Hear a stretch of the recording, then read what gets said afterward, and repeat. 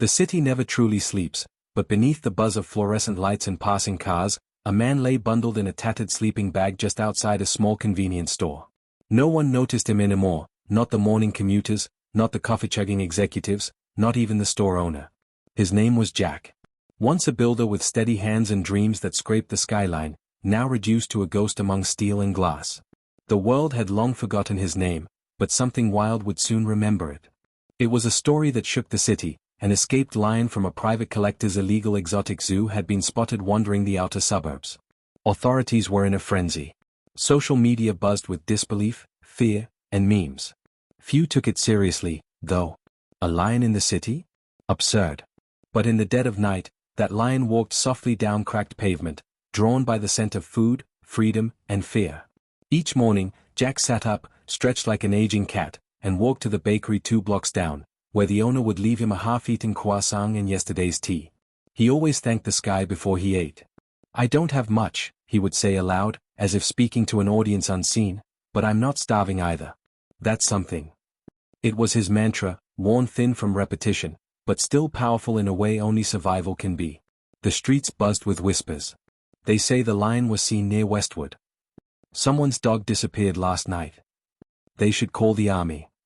Most people rolled their eyes and kept scrolling. But Jack heard the fear under the sarcasm. It was a kind of fear he knew well, sharp, quiet, ignored by those who lived above it. Fear that lived in alleyways and under bridges. Fear that stalked you like hunger. Jack wasn't always a city man. He had grown up in Tanzania, where lions were not stories, they were real, respected, and feared. He remembered his uncle's stories around the fire, eyes gleaming with legend. He remembered seeing one once, just before dawn, its silhouette a shadow against the morning mist. If a lion doesn't want to be seen, his uncle had said, you won't see it until it wants you to. That night was colder than usual. Jack wrapped his coat tighter, huddled beneath his usual awning. The city hummed around him, oblivious. But Jack felt something different. A pressure in the air. A shift. It was the kind of awareness that can't be explained, only felt. He wasn't sure if it was the echo of childhood memories or something more primal, but a voice inside him whispered, "Stay still." In the thin hour between night and dawn, a shadow moved through the street. It walked on silent paws, muscles rippling beneath golden fur. The lion was lean, cautious, and curious. And it saw Jack. Jack opened his eyes. He didn't know why, perhaps the primal mind always knows. Across the street, under the pale flicker of a faulty streetlight, 2 golden eyes stared back. He didn't move. Not an inch. The lion, too, was motionless. It was a silent standoff, not of aggression, but of recognition. For a moment, Jack was back in the plains of his childhood. He whispered, "Simba." The lion crossed the road slowly, each step deliberate, its eyes never leaving Jack's. It stopped just a few feet away, close enough that he could see the whiskers twitch, smell the earthy musk of wilderness. He kept still. Not out of fear, but trust. He remembered the stories, lions don't hunt the still. Lions don't attack without reason. And Jack had no reason left to fear. From across the street, a man in a taxi had frozen mid-swipe. He was filming, whispering "Oh my God" to himself, disbelief painted across his face. Later, his footage would go viral. But in that moment, he was witnessing something rare, a communion between a man discarded by society and a beast freed from captivity. And the beast turned away. The lion turned, slow and regal, and continued down the road. It did not run. It did not glance back.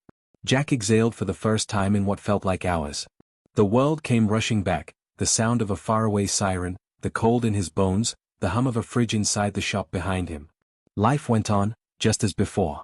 And yet, not quite. In the morning, the news trucks came. The lion had vanished again, somewhere into the maze of alleys and forgotten yards. They showed Jack the video. "You were right there. Weren't you scared?" Jack only smiled. "It's not the lion you need to fear," he said quietly. "It's the cage that made it." The video garnered millions of views. "The Homeless Lion Whisperer," headlines claimed. People called him brave, a miracle, a sign from God. But Jack didn't care for labels. He had lived years without being seen. Now, everyone had something to say. But few actually looked at him. Fewer still spoke his name. That night, he dreamt of his uncle, of firelight stories and distant roars. He remembered how his father once told him, "Jack, if you listen close, Even the wild will speak to you.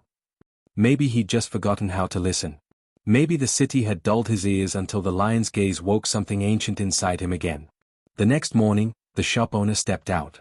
For the first time in months, he offered Jack a warm coffee instead of day-old scraps.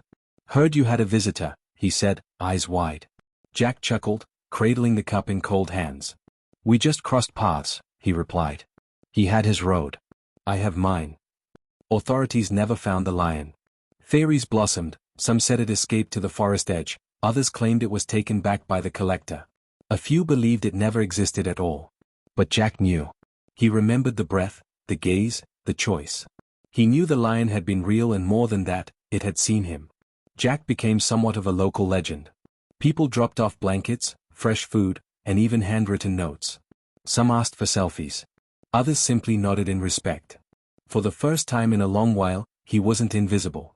But he still slept in the same spot, beneath the shop window, with one eye on the stars. When kids asked him about the lion, he always began the same way: "It didn't come to hurt. It came to remind." He spoke with warmth, not theatrics, drawing them in with quiet certainty. He never made himself the hero. The lion was the teacher, he said. And he had simply listened. A local nonprofit offered him a room, a part-time job helping with maintenance. Jack accepted. He didn't want much, just a door that closed, a place to rest his back. Still, every few nights, he'd walk the streets alone, scanning alleyways, eyes alert. Part of him hoped he might see the lion again. Another part knew he already had. Moral of the story: sometimes, the wild comes not to harm, but to heal. Jack had been lost to the world, a shadow at its edge. But in one unforgettable moment, nature itself acknowledged him. The lion passed him by, not because he was invisible, but because, for once, he was truly seen. And in being seen, he remembered who he was.